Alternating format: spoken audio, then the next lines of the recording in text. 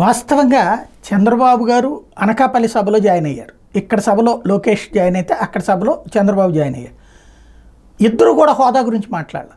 హోదాను లేదా హోదా బేస్డ్ ప్యాకేజు. లాస్ట్ ఎలక్షన్స్ అంతా దేని మీద జరిగింది? అసలు వీళ్ళిద్దరి మధ్యన విభజన దేనికి జరిగింది? హోదానే కదా. హోదా బదులు ప్యాకేజీ అన్న మాట్లాడాలి కదా. ఇంకోటి విభజన హామీలు. రేపు జూన్ 1వ తారీఖుతో రాజధాని ఇష్యూ సాల్వ్ అవ్వలేదు.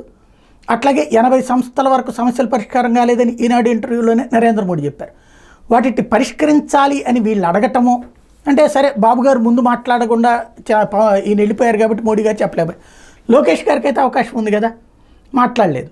ఓవరాల్గా చూస్తే ఆశించినటువంటి క్రిందటి ఎన్నికలంతా నడిపింది. నేను ఆ రోజునే చెప్పాను, హోదా అన్నటువంటిది వాళ్ళు ఇయ్యరు, వీళ్ళు తీసుకోలేరు, ఇవి మాట్లాడుతూనే ఉంటారు. ఆంధ్రప్రదేశ్కి సంబంధించి అది అసాధ్యం, దానికి బదులుగా కాస్త ట్యాక్స్ ఎగ్జంప్షన్స్ ఇట్లాంటివి అడగచ్చు, కానీ ఇక సాధ్యం కానటువంటి పనిని ఎంత రచ్చ చేసినా ప్రయోజనం లేదు.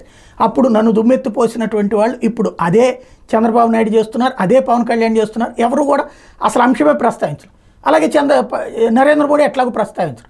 ఓవరాల్గా లాస్ట్ ఎలక్షన్స్ జరిగింది, ఈ ఎలక్షన్స్కి కంప్లీట్ భిన్నమైనటువంటి వాతావరణం నడుస్తుంది.